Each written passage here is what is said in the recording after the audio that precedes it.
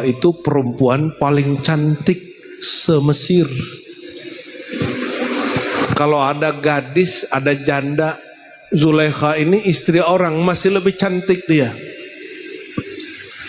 Zulaikha ini namanya diperdebatkan sampai 5 riwayat lebih. Tapi dalam kisah yang masyhur, guru-guru kita memilih nama Zulaikha.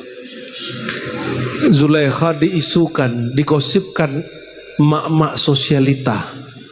Apa kata si mak-mak? Masa Zulaikha tergoda oleh Yusuf yang dia angkat sendiri, yang dia pungut di tepi jalan, yang dia beli di pasar budak.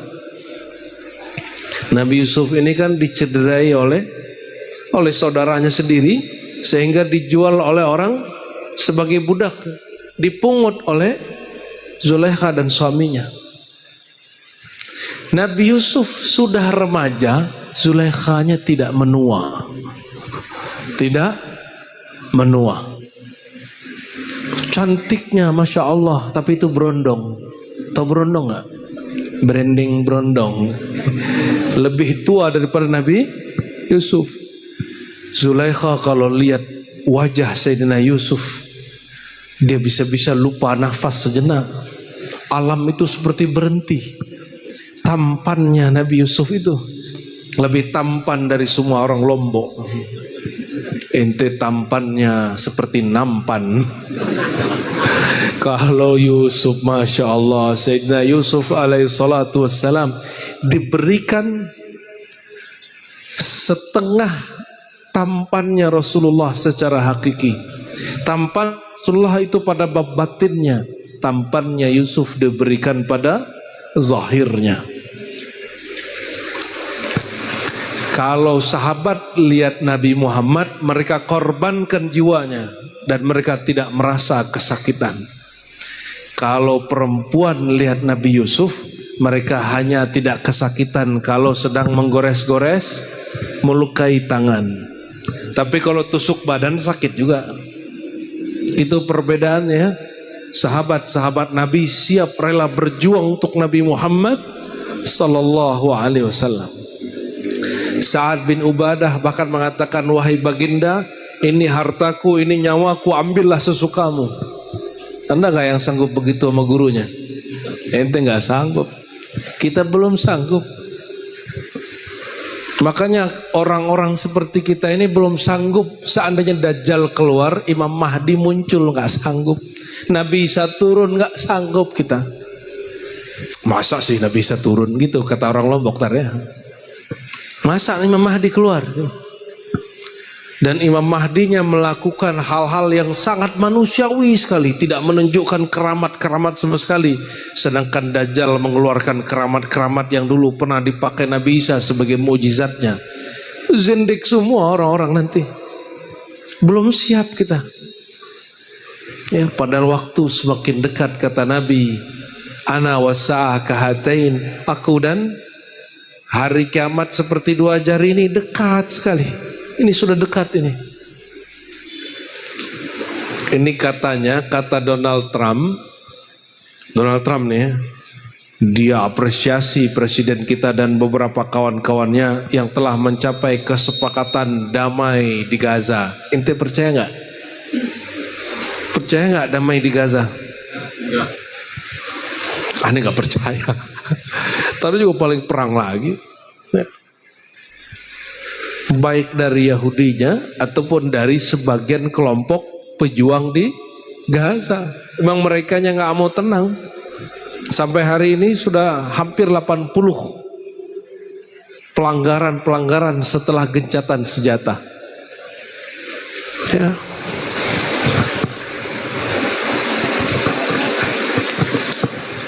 Nah, kembali ke bab taubat. Ya. At-taubatu, ya, taubat hakiki itu dimulai dari dalam, bukan dari penampilan, bukan dari mulai bersorban, ya, bukan dari bercelana jingkrang, bukan dari jenggot, nggak ada urusan itu. Pakai tasbih kemana-mana, nggak ada urusan itu.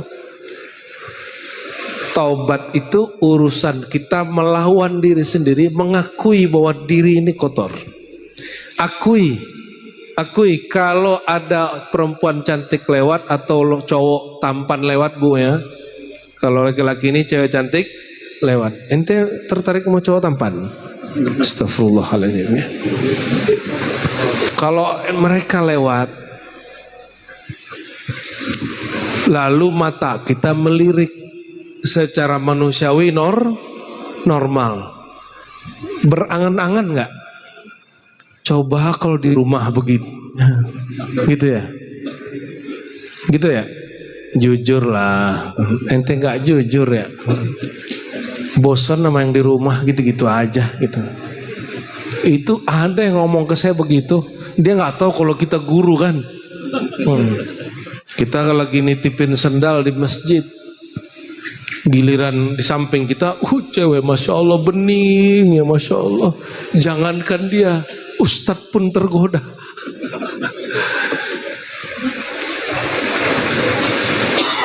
Saya tanya, ada apa bang, kok matanya melotot gitu? Aduh dia ngomong gitu. Saya lirik, benar juga, aduh. Tapi kita langsung palingkan wajah. Kata dia, di rumah gitu-gitu aja bang. Aku dipanggil abang sama dia. Allahumma sholli ala Muhammad. Berarti dia berharap yang di rumah tuh ganti. Astagfirullah, semua astagfirullah, ya. Ternyata yang di rumah juga berharap ente diganti. Sama-sama gila lah. Mulai dingin nih, tadi gerah mulai dingin. Gak apa-apa, aman. Lalu apa kata beliau? Jika engkau tidak berangan-angan untuk melakukan kejahatan dan tidak meniatkannya, itulah taubat batin. Tasilu ilayya, taubatnya baru diterima oleh Allah Subhanahu wa ta'ala. Wa illa fa anta minal mustahzi'in, jika tidak engkau bagian dari orang yang mengolok-olok Tuhan. Gak apa-apa Ustaz, arahin sini aja. Aman ya. Yang disebut tobat sambalado, tuh. Tobat sambalado itu bukan berarti tobat maksiat ulang lagi, bukan begitu. Kalau itu normal, itu apa ada orang menjamin setelah dia tobat hari ini besok nggak maksiat, ada jaminan nggak? Yang benar itu dia tobat malam ini dan tidak berniat maksiat besok. Adapun besok terjadi urusan lain. Kalaupun terjadi tobat lagi, yang penting gak niat. Yang penting tidak berniat.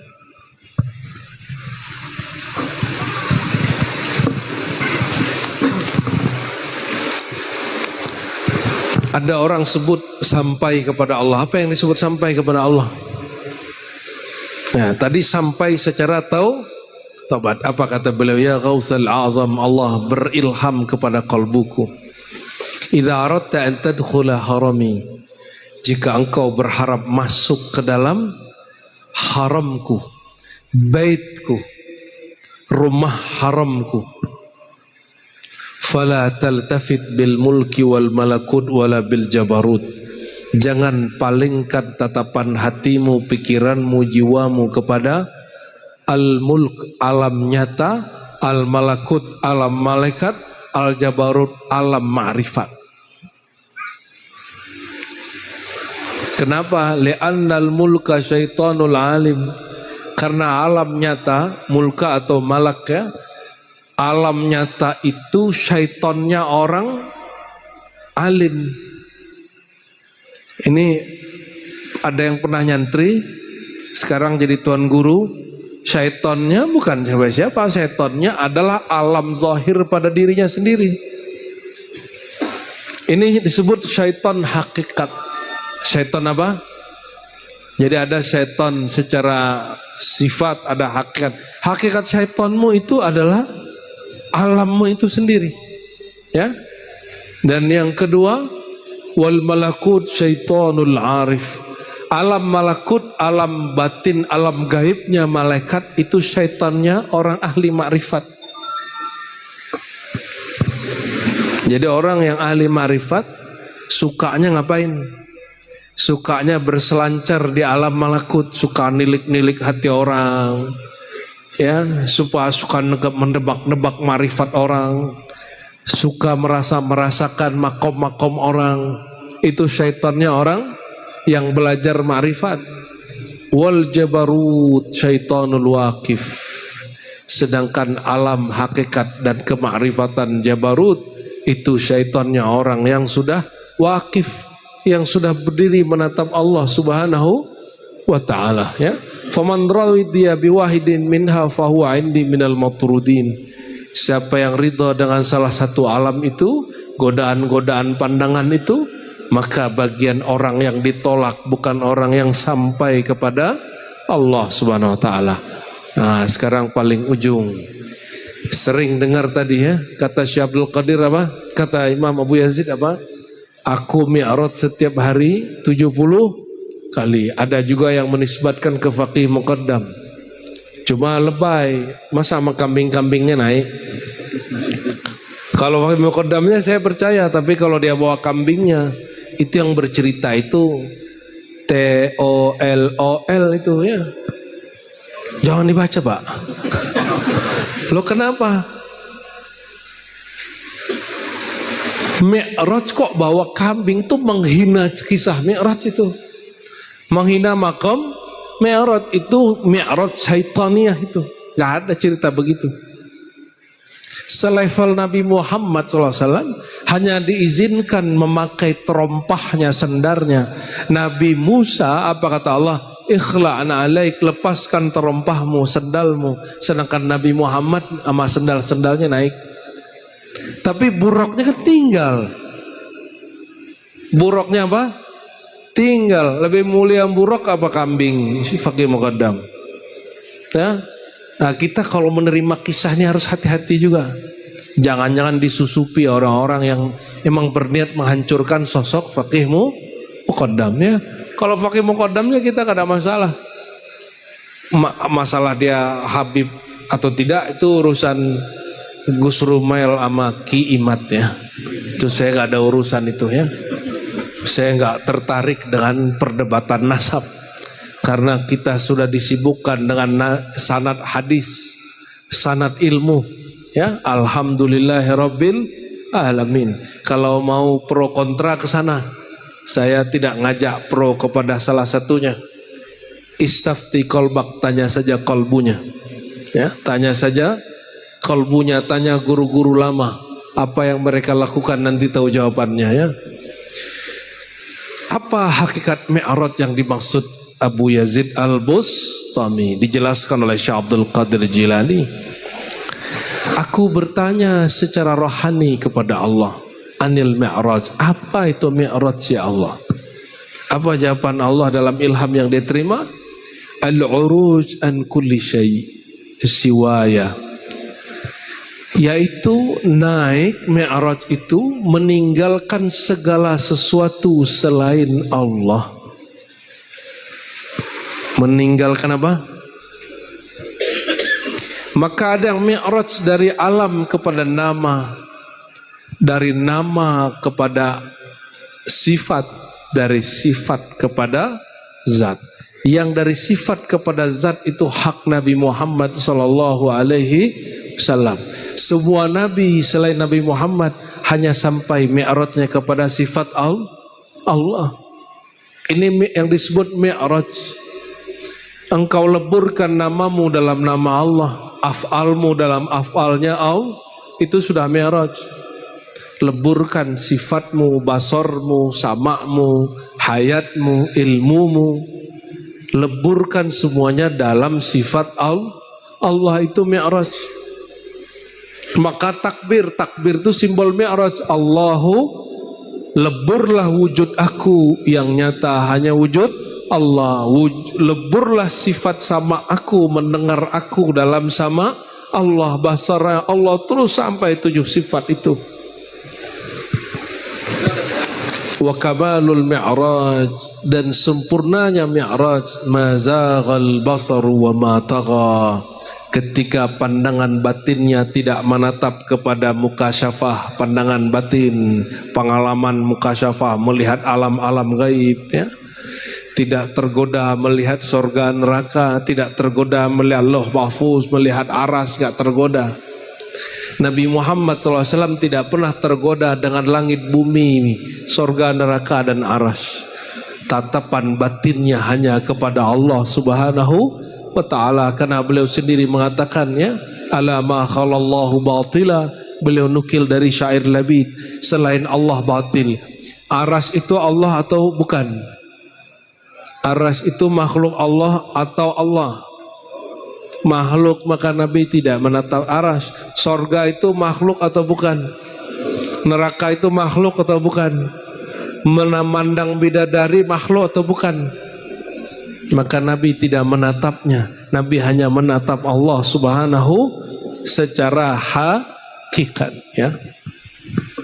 Wa kamalul mi'raj, itulah sempurnanya mi'raj Nabi Muhammad sallallahu alaihi wasallam, dan itu yang diwariskan ke wali-wali Allah di kalangan umat Nabi Muhammad. Maka Sayyidina Abu Yazid Al-Bustami yang wafat tahun 261 Hijriah, jika dia mengatakan aku mi'raj setiap hari 70 kali, maksudnya itu dia tinggalkan selain Allah, dia datang kepada Allah.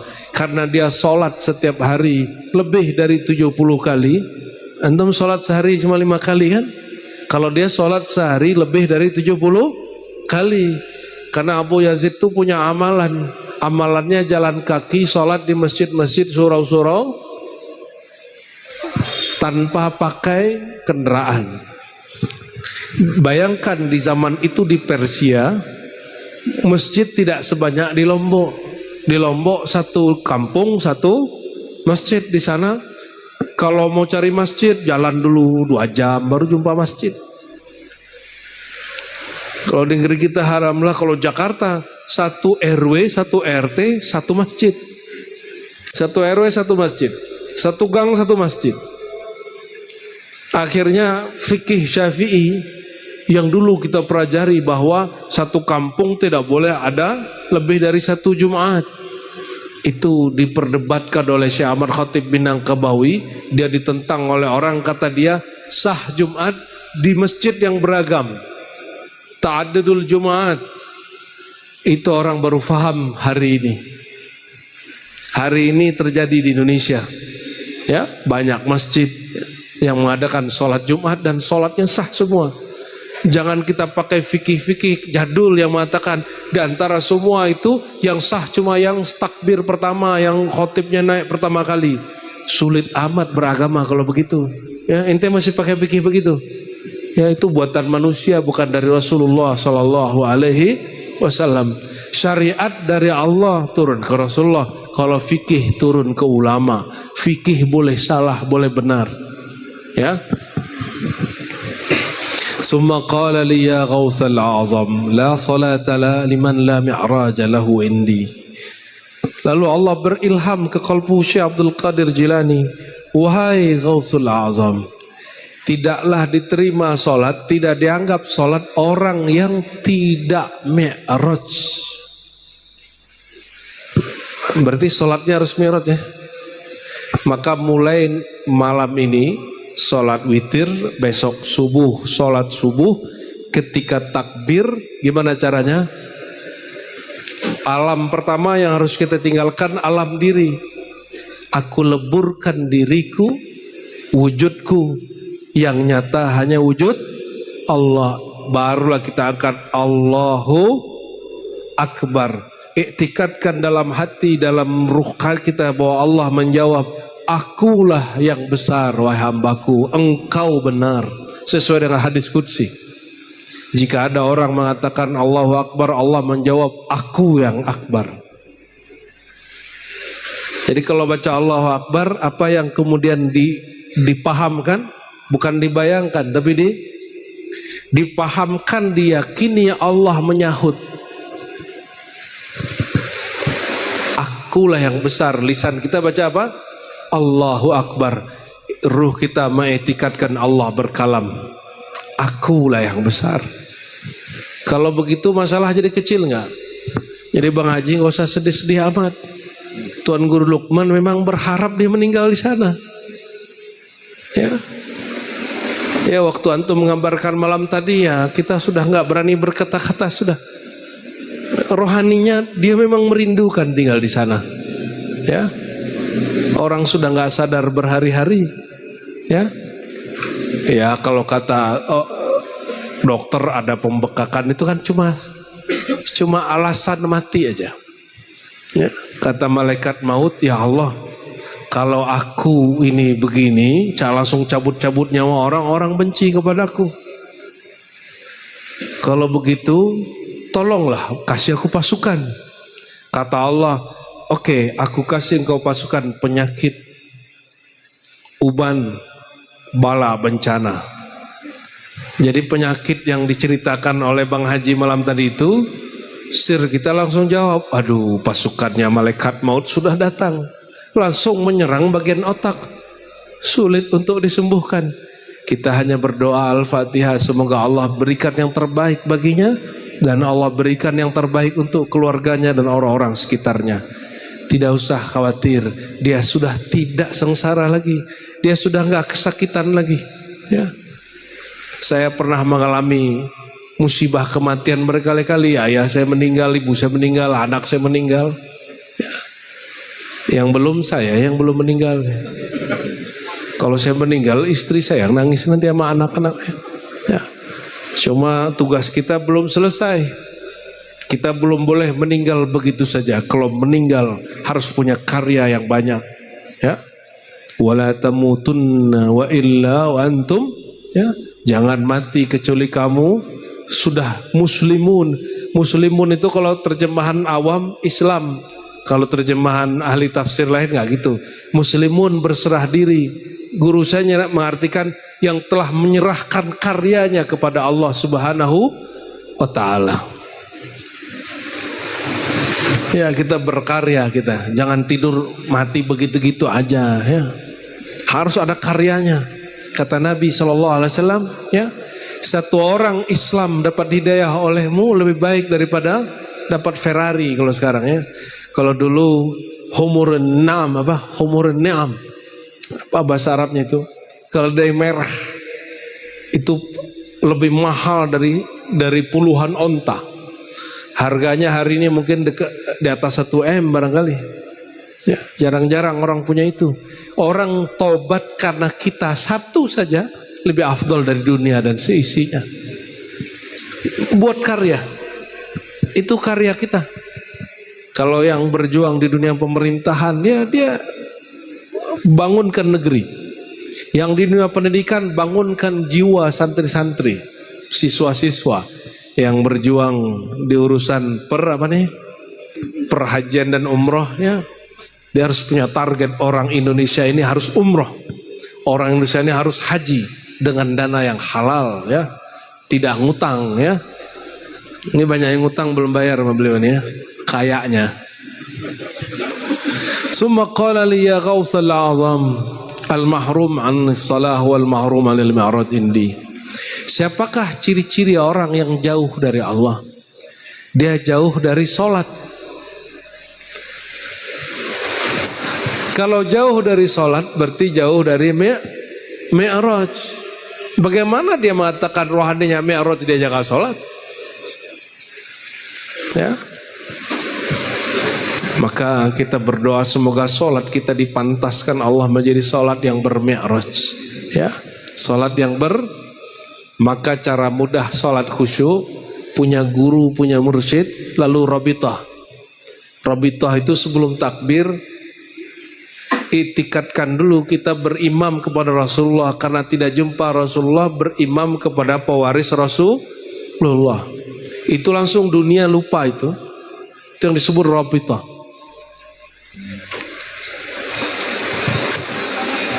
Jadi guru kami ada yang berdebat. Ada dua guru kita di silsilah Tarekat Naqsyabandiyah dan Samaniyah Qadiriyah. Salah satu guru yang tua, apa kata dia? Kalau aku sholat, aku zikir, aku berrabitah, mengikatkan pikiran dan hatiku kepada Rasulullah sallallahu alaihi.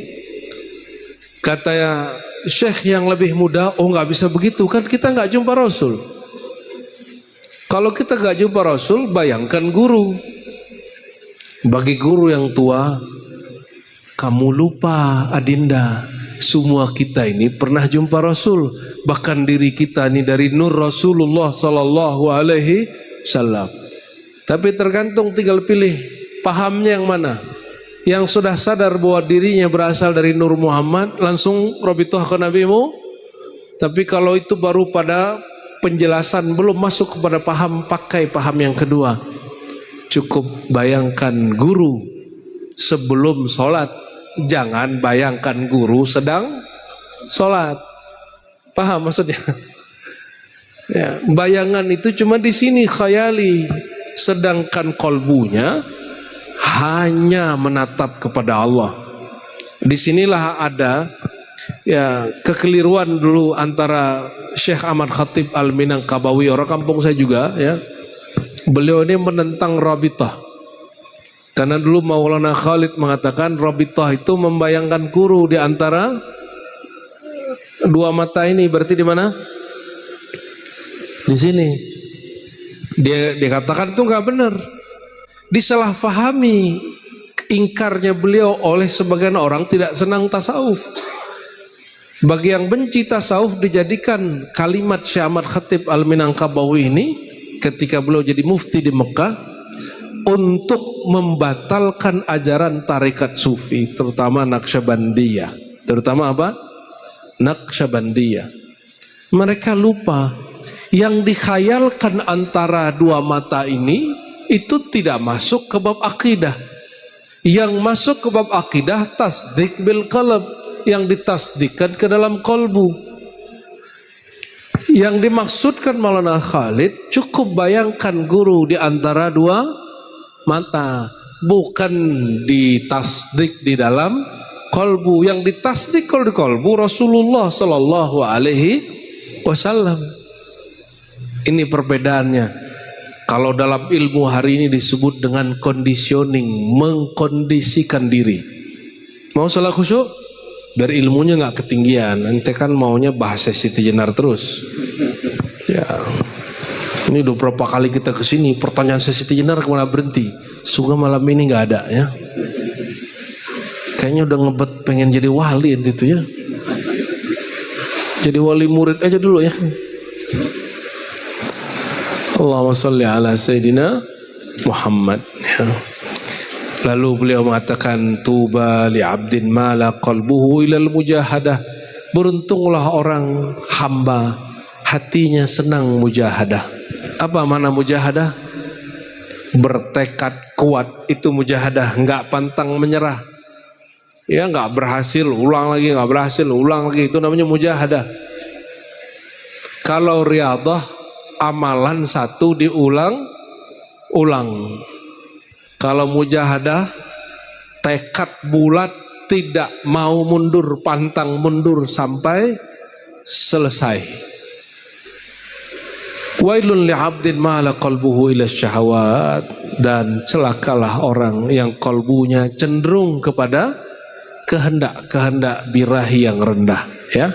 Semoga pengantar kajian malam ini ya, Allah berkahi, Allah jadikan kita murid-muridnya Syekh Abdul Qadir Jailani, murid-muridnya Bahauddin Shah Naqsyabandi, murid-muridnya Abdul Hasan Syadzili, murid-muridnya Imam Ahmad Rifai, ya, murid-muridnya Ahmad Tijani, Maulana Khalidi, dan para masyaikh-masyaikh semua. Amin ya rabbal alamin ya. Kita cukupkan, kembalikan ke Bang Haji. Bang Haji Roma. Baik, cukup ya. Kita tutup ya. Tanya jawab. Baik Bapak Ibu. Alhamdulillah. Tadi sangat ringan ya. Oh, saya tanya kesimpulan dulu atau nanti aja ya. Baik Bapak Ibu, alhamdulillah tadi pengantar kajian disampaikan oleh guru kita. Jadi untuk selanjutnya, karena biasanya di gambar ini kita membuka ada sekitar 3 sesi nanti untuk sesi pertanyaan. Setiap sesi nanti supaya tidak ngambar dan fokus, kita akan ada 2 pertanyaan dan usahakan setiap orang biar semua dapat giliran, karena saya yakin ini datang dari jauh, biar semua orang bisa menyampaikan apa yang menjadi pertanyaannya. Jadi usahakan 1 saja setiap di antara kita. Oke? Seperti itu. Silakan. Baik, Pak Haji silakan. Pak Haji dulu ya.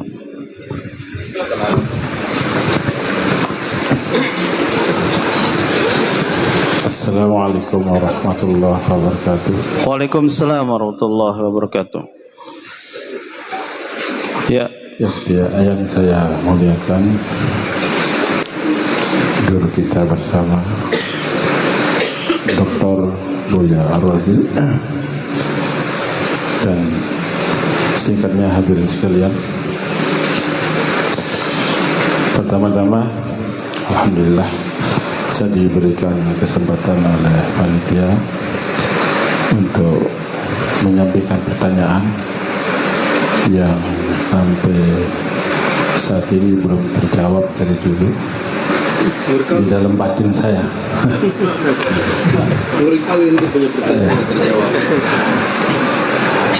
Tahadus bin ni'matillah. Saya ini adalah perkenalan. boleh. Nama saya Fihirudin dari Lombok Tengah. Ya, di Fihirudin dari Lombok Tengah. Lombok Tengah di mana, Pak? Ya. Lombok Tengahnya di? Lombok Tengah di Peraya. Oh ya, siap, Pak. Di Peraya. Jadi kembali tahadus bin ni'matillah. Saya pengamal Thariqah Qadariyah wal Naqsabandiyah Suralaya.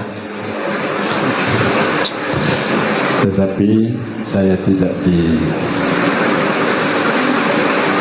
oleh Abah Hanom, tetapi saya ditarkin oleh wakilnya di Lombok, dan saya sendiri tidak pernah bertemu dengan beliau, Abah Hanom.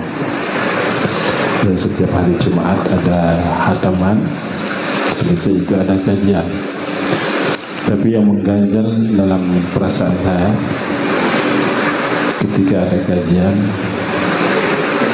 tanya, ya menurut mungkin kekotoran saya, mungkin saya terlalu kotor sehingga menilai begitu, banyak kekeliruan dalam bacaan, kemudian penjelasan seperti itu. Nah, mohon untuk bimbingan dia, gimana seharusnya sikap saya dalam hal ini. Itu yang pertama. Yang kedua, Apa lebih? Pertanyaan apa tadi, Pak? ya, bimbingan terhadap ya, pembimbingan terhadap Diri. persangkaan negatif saya tadi terhadap tanggapan dari kajian beliau. Insyaallah punya, insyaallah paham. Yang kedua, boleh ya? Boleh yang kedua kan? Boleh. Yang kedua, di samping saya pengamal Thariqah Tahdus bin Ni'matillah, mudah-mudahan saya tidak sombong, saya juga mengamalkan dalail, tetapi tidak istiqomah begitu. Tidak istiqomahnya itu karena belum mendapatkan kenikmatan. Tetapi kalau sanad, alhamdulillah saya mendapatkan sanad dari salah satu murid Syekh Yasin. Jadi saya mendapatkan sanad dari beliau. Dan itu saya amalkan, tetapi timbul tenggelam begitu ya, tidak istiqomah. Nah, ketika membaca dalail itu